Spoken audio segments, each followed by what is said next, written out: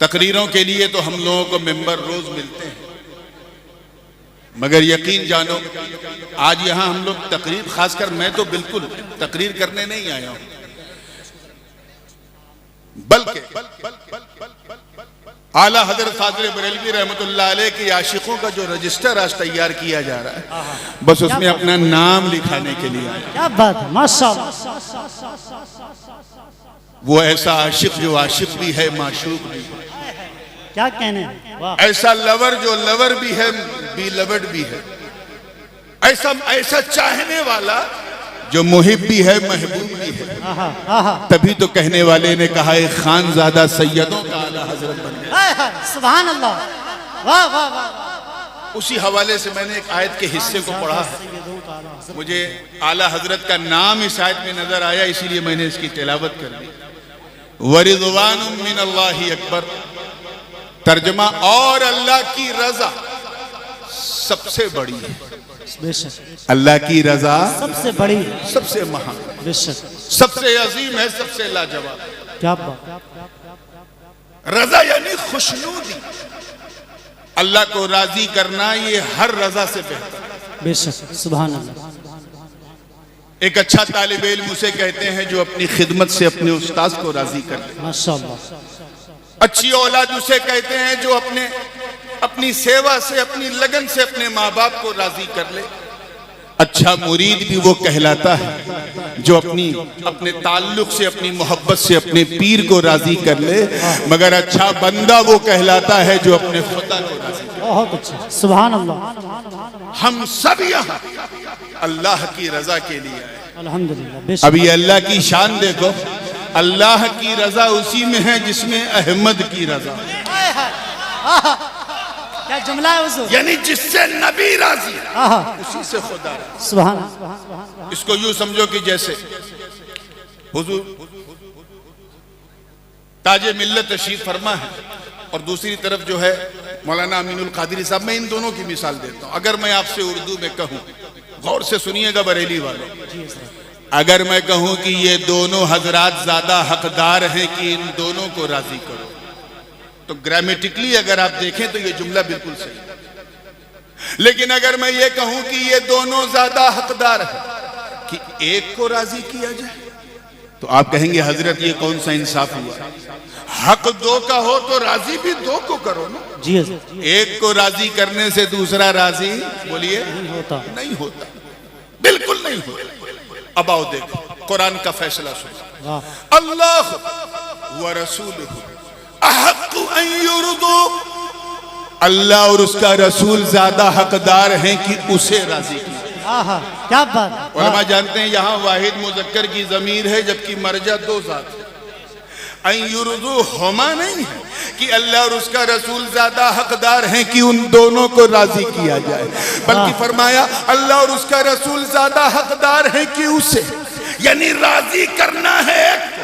ذرا سوچو، ایک طرف ذات جلالت، ایک طرف ذات رسالت، ایک طرف بنانے والا، ایک طرف بننے والا، ایک طرف کھلانے والا، ایک طرف کھانے والا، ادھر محب، ادھر محبوب، ادھر چاہنے والا، ادھر چاہت، ادھر رب، ادھر بندہ، ذات دونوں کی ایک الگ، صفات الگ، سب کچھ الگ، مگر راضی ایک کو کرنا ہے۔ اس مسئلے میں بڑے بڑوں کے قلم پھسل گئے، مگر میرے رضا، تیرے رضا، ہم سب کے رضا نے ڈنکے کی چوٹ پہ جب ترجمہ کیا تو کہا سن، یہاں اسے سے کوئی اور نہیں، مصطفیٰ کی ذات مراد ہے، جس سے نبی راضی اس سے خدا راضی۔ واہ، نعرہ تکبیر، نعرہ رسالت، مسلک اعلیٰ حضرت عرس رضوی، جامعہ نوریہ رضویہ باقرگنج بریلی شریف۔ بالکل سائنٹیفک انداز سے سمجھو، ہم اللہ کو دیکھ نہیں سکتے، چھو نہیں سکتے، چکھ نہیں سکتے، سونگ نہیں سکتے، ہوا سے خمسہ سے اس کا ادراک نہیں کر سکتے، اس کی پسند نہیں جان سکتے، کوئی ڈائریکٹ کنیکشن نہیں، اور راضی اسی کو کرنا ہے۔ اب کیا کیا جائے تو آواز آئی محبوب کا دامن تھام لے، ارے یہاں یہ نہ دیکھ کہ کون محب ہے کون محبوب، یہاں میرا تیرا نہیں ہے، بلکہ اعلیٰ حضرت نے ڈنکے کی چوٹ پہ اعلان کر دیا سن، میں تو مالک ہی کہوں گا کہ ہو مالک کے حبیب واہ عشق محبت عشق محبت کیا بات ہے حضور سبحان اللہ اور اسی فلسفے کو ان کے تلمیذ رشید میرے دادا جان سبحان اللہ سبحان حضور مخدوم الملت محدث اعظم ہند نے یوں کہا کہ مل نہیں سکتا خدا ان کا وسیلہ چھوڑ کر غیر ممکن ہے کہ چڑھیے چھت پہ زینہ چھوڑ بہت اچھے یار ایک چھت پہ توجہ چاہوں گا چھت پہ ہم بغیر زینے کے نہیں جا سکتے اور اللہ تک بغیر مدینے کے جائیں یہی فکر رضا یہی شان رضا کہ الجھے ہوئے مسئلوں کو ایسا سلجھا دیا کہ دنیا سمجھ گئی کہ اب اگر مصطفیٰ یعنی احمد کی رضا حاصل کرنا ہے تو احمد رضا کا دامن تھام لو کیونکہ یہی تمہیں بریلی سے مدینے کا زندہ باد سبحان اللہ بات بڑی مشہور ہے لیکن مجھے عنوان بھی کم و بیش کئی لوگوں سے یہی دیا گیا شروع کرتا ہوں اشرفی میاں سے تیار ہیں آپ لوگ بالکل میں نے کہا نا تقریریں تو روزانہ کسی نہ کسی ممبر پہ ہوتی ہیں آج بس نام لکھوانے بیٹھا ہوں تو اسی تصور میں ڈوب کے سننا اعلیٰ حضرت فاضل بریلوی رحمت اللہ علیہ اپنے پیر و مرشد الانام خاتم الاکابر حضرت سرکار سیدنا شاہ علیہ رسول احمدی ماں رہروی سے اجازت لے کر دہلی کی طرف جا رہے تھے اس واقعے کو میں نے اپنے والد سے سنا انہوں نے اپنے والد محدث اعظم سے سنا سبحان اللہ ڈائریکٹ 2 واسطوں کے ساتھ یہ واقعہ اس لیے کسی کتاب میں جانے کی ضرورت نہیں پوری توجہ کے ساتھ نکل پڑے پیر و مرشد نے روکا کہ احمد رضا جا تو رہے یہ کچھ تبرکات ہیں جب نظام الدین محبوب الہی کی درگاہ پہ جانا تو مسجد کے شمال پر ایک قلندر بیٹھا ہے اسے یہ تبرک دے دینا اعلیٰ حضرت نے کہا ٹھیک ہے حضور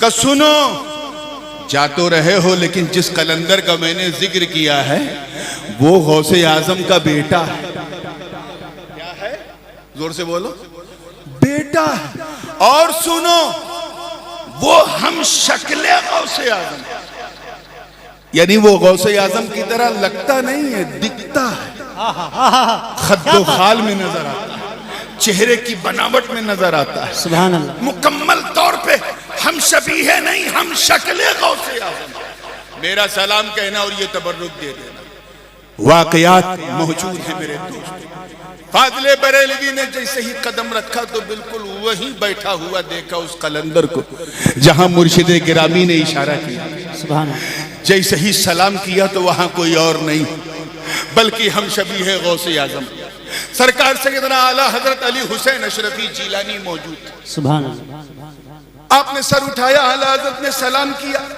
نہ کوئی موبائل ہے نہ کوئی وائرلیس ہے نہ یوٹیوب ہے نہ انسٹاگرام ہے نہ فیس بک ہے بس نظروں میں مکالمہ ہو گیا مسکرا کے کہا مریرہ شریف سے آ رہا ہے سبحان اللہ کہاں مریرہ شریف سے حاضر چہرہ ایسا ہے ایسا درخشیدہ اتنا چمکتا ہوں کہ فاضل بریلوی ایک ہی سر میں بے ساختہ 2 مصرے کہہ دیے کہ اشرفی اے رخت آئینہ حسن خوبہ اے نظر کردہ پروردہ سے محبوبہ اے اشرفی آپ کا چہرہ تو حسن و خوبی کا آئینہ ہے اے 3 محبوبوں کے پالے ہوئے نظر کیا بات ہے واہ واہ حضور محدث اعظم ہند نے اپنے نانا اشرفی میاں کے ان 2 مصروں کو جب پڑھا تو بریلی جب پہنچے آپ اعلیٰ حضرت کو دیکھا تو اس پر تضمین کی وہ بھی ہندی زبان میں اور یوں کہا توری مہما کا مکانت ہے رضا شیخ جہاں تورا مخ دیکھ کر یس بولے رضا شیخ جہاں اشرفی اے رخت آئینہ حسن خوبہ اے نظر کردہ پروردہ سے محبوبہ یہ واقعہ تو آپ سنتے آئے ہیں لیکن اس سے پیغام کیا نکلا بالکل کلیئر کر پیغام یہ ہے توجہ ہے آپ لوگوں کی پیغام یہ ہے کہ اگر تمہیں بریلی کو پہچاننا ہے تو سادات کی چوچا کی آنکھوں سے دیکھو اور سادات کی چوچا کو پہچاننا ہے تو احمد رضا زندہ باد وہ احمد رضا کی آنکھ جب کسی سید پہ پڑی تو کہا کیا بات رضا اس چمنستان کرم کی، زہرا ہے کلی اور جس میں حسین اور حسن پھول، وہ احمد رضا جو کہے تیری نسل پاک میں ہے بچہ بچہ نور کا، تو ہے انہیں نور، تیرا سب گھرانہ نور کا۔ ارے وہ احمد رضا جو سیدوں کا دامن تھام کر 10-20 سال نہیں، ساری زندگی نہیں، بلکہ قبر، بلکہ حشر، یہاں تک کہ جنت تک کے لیے دعا مانگے تو یوں کہے کہ یا رسول اللہ تو جہاں میں خادم آل رسول اللہ کر، حضرت آل رسول مقتدیٰ کے واسطے۔ واہ زندہ باد، آمین۔ اور یہ واقعہ تو سرکار مفتی اعظم ہند علیہ رحمت و رضوان نے الملفوظ میں خود نقل فرمایا ہے کہ امام ربانی عارف حقانی سلطان الواعظین مولانا احمد اشرف رحمت اللہ علیہ، نام سنا ہے؟ سرکار کلا کے والد، اور آسان کر دوں محدث اعظم ہند کے سگے ماموں بھی اور پیر و مرشد بھی، اور اعلیٰ حضرت اشرفی میاں کے صاحبزادے۔ ان کے بارے میں یہ روایت انتہائی مشہور ہے کہ جب جب آپ بریلی آتے تھے فاضل بریلوی شیرنی مگا کے فوراً میلاد شریف کی محفل منعقد کرتے، اور جانتے ہیں جب وہ تقریر کرتے تھے تو اعلیٰ حضرت کھڑے ہو کے سنتے۔ اپنی نقاہت کے ایام میں بھی احمد رضا فاضل بریلوی اللہ اکبر کھڑے ہو کے سنتے۔ کسی نے پوچھا کہ حضور آپ بیٹھتے کیوں نہیں؟ سب کی تقریر تو آپ بیٹھ کے سنتے ہیں، یہ احمد اشرف کی کھڑے ہو کے کیوں؟ تو کہا جب یہ سید صاحب خطاب کرتے ہیں تو مجھے بارگاہ رسالت میں حاضری کا شرف حاصل ہوتا ہے۔ آئے آئے وہی احمد اشرف اپنے بھانجے محدث اعظم کو لے کے 21-22 سال کی 25 سال کے آس پاس کی عمر تھی۔ جی محدث اعظم تمام علوم عقلیہ اور نقلیہ سے بالکل چمک چکے تھے، منطق ہو، فلسفہ ہو، فقہ ہو، حدیث و اصول حدیث، تفسیر اصول تفسیر سب پڑھ چکے تھے، بلکہ محدث صورتی سے اور شاہ عبد المقتدر بدایونی سے تو محدث کی سند بھی لے چکے تھے۔ لیکن احمد اشرف رحمت اللہ علیہ نے فرمایا بیٹا تو نے بہت علم حاصل کیا ہے لیکن ابھی ایک مرحلہ باقی، میں تجھے سنیوں کے امام کے پاس لے جانا چاہتا ہوں، اعلیٰ حضرت کے پاس۔ آج کا کوئی مولوی مولانا ہوتا تو کہتا واہ اتنا بڑا عالم پڑھ کے بھی آیا ہے اور میرے پاس آیا، لیکن الملفوظ کے الفاظ میرے دوستوں گواہ۔ جیسے ہی سلطان الواعظین نے کہا یہ میرے بھانجے سید محمد کی چوچوی ہیں، میں انہیں آپ کے پاس لے کے آیا ہوں، انہوں نے سب کچھ پڑھ لیا ہے، بس آپ مشق افتاء کرا دیں اور اپنے دارالافتاء میں انہیں ملازمت پہ رکھ لیں اور اپنے ادارے میں معین المدرسین کی حیثیت سے مناسب سمجھے تو پڑھانے کی اجازت دیں۔ اعلیٰ حضرت کا تاریخی جملہ سنو سنیے، سامنے غوث اعظم کا پوتا اعلیٰ حضرت اپنے منصب افتاء پر فرماتے ہیں سید محمد کی چوچوی، ارے یہ تو میرے شہزادے ہیں۔ میں اپنی طرف سے ایک لفظ نہیں کہہ رہا ہوں، جو مفتی اعظم ہند نے لکھا ہے، یہ میرے کیا ہے، زور سے بولو، شہزادے، یہ تو میرے شاہزادے ہیں، میرے پاس جو کچھ بھی وہ انہی کے جد امجد سیدنا غوث اعظم کا صدقہ اور عطیہ۔ واہ واہ، اگر میں نے شہزادے کو کچھ پڑھا دیا تو میں نے کچھ احسان نہیں کیا، بلکہ انہی کے گھر کی چیز انہیں لوٹا دیا۔ کیا بات، کیا عشق آل رسالت تھا، اللہ سبحان اللہ۔ وہ محدث اعظم فرماتے ہیں، اور یہ واقعہ بھی موجود ہے بہت کئی کتابوں میں، حیات محدث اعظم نے مناسخے کا، میراث کا ایک مسئلہ لے کے کہا کہ جس زمانے میں بریلی میں تھا ایک مسئلہ بڑا بہت پیچیدہ میرے سامنے آیا۔ مسئلہ یہ تھا کہ 15 لوگوں کی پشتوں کا، یعنی ان کے وہ مر گئے اور ان کے 50 وارثین تھے، ان میں جائیداد بانٹنا۔ محدث اعظم فرماتے ہیں کہ فجر کی نماز سے لے کر کے عصر تک میں محنت کرتے میں نے یہ مسئلہ لکھا، کاغذ پہ لکھ کے لایا، اپنے استاد گرامی اعلیٰ حضرت کو دکھایا۔ اعلیٰ حضرت نے کہا سوال بتاؤ، مسئلہ مت کرو۔ سوال پوچھا، ہاتھ میں فاضل بریلوی کے چھڑی تھی، چھڑی سے نشان لگایا اور 15-20 منٹ تک کچھ ایسی لکیریں بنائی جو صرف فاضل بریلوی ہی جانتے تھے، اور بنا کے کہا شہزادے اب دکھانے کی ضرورت نہیں، میں سمجھ گیا تو نے فلاں کو اتنا دیا, تو نے اس کو اتنا دیا, تو نے اس کو اتنا دیا, تو نے اس کو اتنا دیا, اس کو اتنا دیا. محدث اعظم فرماتے میرے پاؤں میں یہ سن کے کپ کپی آ گئی کہ جس مسئلے کو میں 10 گھنٹے تک حل کرنے کے بعد لایا تھا, میرے رضا نے 10 منٹ میں. نعرہ تکبیر, نعرہ رسالت, شان اعلی حضرت عصمت امام احمد رضا خان. سبحان اللہ. ایک واقعہ اور بھی بڑا مشہور ہے, اور اس کی شہرت کا عالم یہ ہے کہ لوگ اپنے اپنے انداز سے اس میں لگا کے بھی بیان کرتے ہیں. سچائی صرف اتنی ہے کہ اعلیٰ حضرت کی درسگاہ میں جب محدث اعظم آئے تو محدث اعظم کی ذہانت و فطانت اعلیٰ حضرت کو بڑا کامل اعتماد تھا. آپ کے شاگردوں میں 3-4 ایسے تھے کہ وہ کچھ لے کے آتے تھے, اعلیٰ حضرت پڑھتے تھے, دستخط کر دیتے تھے, مسئلہ صحیح. انہی میں حضور صدر الفاضل, انہی میں ملک العلماء علامہ ظفر الدین بہاری, سبحان اللہ. انہی میں محدث اعظم ہند, انہی میں صدر الشریعہ مولانا امجد علی صاحب. محدث اعظم کا معمول یہ تھا کہ عصر و مغرب کے بیچ میں ٹہلنے کے لیے بازار چلے جاتے تھے, ادھر ادھر چلے جاتے تھے. کبھی پان کھانے کے لیے چلے گئے. کسی نے اعلیٰ حضرت سے شکایت کی کہ حضرت سید صاحب جو ہیں بازار جاتے ہیں. کہا اچھا میں ان کو روکتا ہوں. آپ نے نہ کچھ بولا, نہ کچھ کہا, نہ کچھ سنایا. جیسے ہی محدث اعظم باہر نکلے, اعلیٰ حضرت آگے بڑھ کے لپک کے آپ کی دستبوسی فرما دی, ہاتھ چوم لیا. یہ منظر ایسا تھا کہ جتنے لوگ بازار میں تھے دیکھ کے شک و حیرہ کی یا اللہ یہ معاملہ کیا ہے, حقیقت کیا ہے. خیر اعلیٰ حضرت تو لوٹ کے چلے گئے, لیکن اس کے بعد محدث اعظم کا باہر نکلنا مشکل ہو گیا. جب نکلتے تھے لوگ ہاتھ چومتے تھے, اور یہ سوچ کے کہ جب فاضل بریلوی نے ہاتھ چوما ہے تو ضرور یہ کوئی خاص ہوں گے. اتنا ہاتھ چوما کہ بغیر کچھ کہے, بغیر کچھ سمجھائے محدث اعظم نے باہر نکلنا چھوڑ دیا. کیا بات ہے, زندہ باد, زندہ باد. جس کے ادب کا عالم یہ ہے, جس کے احترام کا عالم یہ ہے کہ اگر ان سے پوچھا جائے کہ سید صاحب اگر میرے پاس پڑھیں اور وہ سبق نہ سنائیں تو دوسرے لڑکوں کی طرح ہم انہیں مار سکتے ہیں, تو اعلیٰ حضرت جواب دیں یاد رکھو مولانا نسب کا احترام واجب ہے. اگر مارنا ہے اور مارنے کے بغیر کوئی چارہ نہیں ہے تو ڈنڈا دھیرے سے لگانا, اور یہ سوچ کے لگانا کہ شہزادے کے ہاتھ پہ دھول لگ گئی ہے, میں اسے جھاڑ رہا ہوں. اللہ اللہ. کیا عشق تھا, اللہ. کیا عشق اہل رسالت تھا, کیا محبت تھی, کیا تعلق تھا, کیا پیار تھا, کیا رابطہ تھا.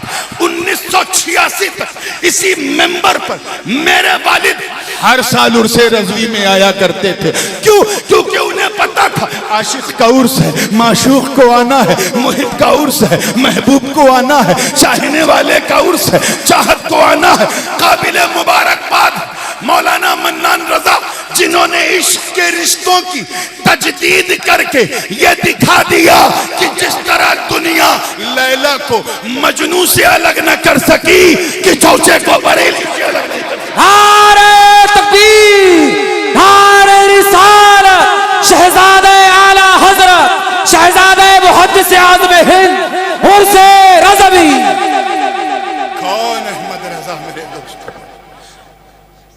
اعلیٰ حضرت کی ایک بات اور بھی ہے, جو چاہوں گا علماء کی, جو جیسا تھا, جس کا جیسا مبلغ علم تھا, اسی حساب سے اس نے اعلیٰ حضرت کو پہچاننے کی کوشش کی.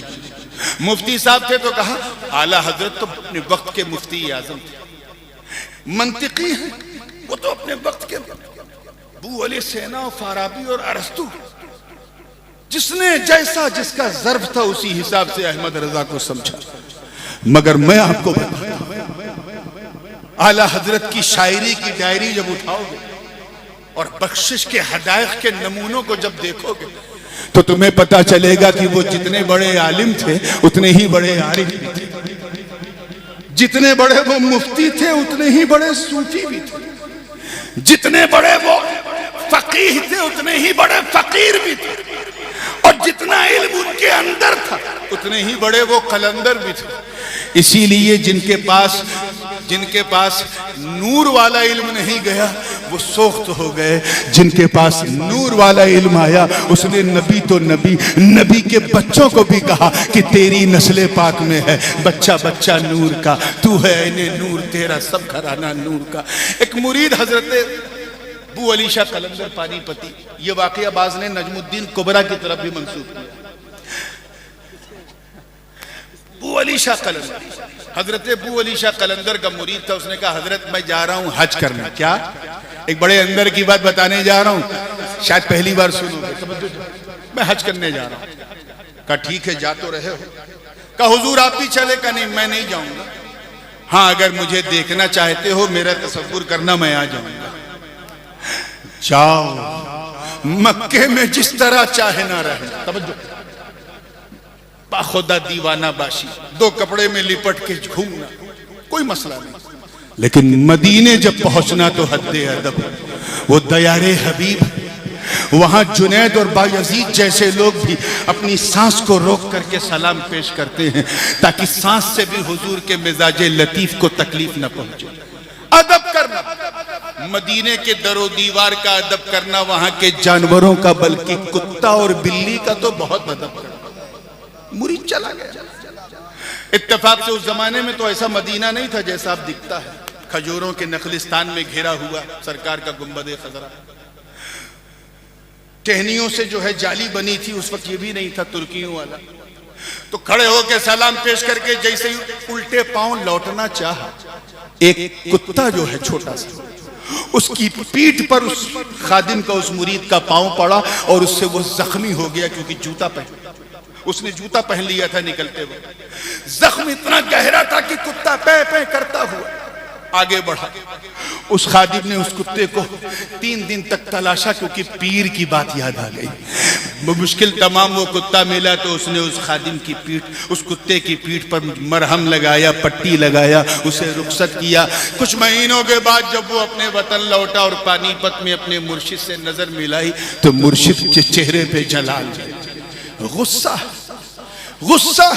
اور جلال کی وجہ سے منہ پھیر دیا. جب ناراضگی کی وجہ پوچھی تو پیر نے کہا میں نے تجھ سے کہا تھا نا مدینے کے کتوں سے بھی پیار کرنا, تو نے اسے زخمی کر دیا.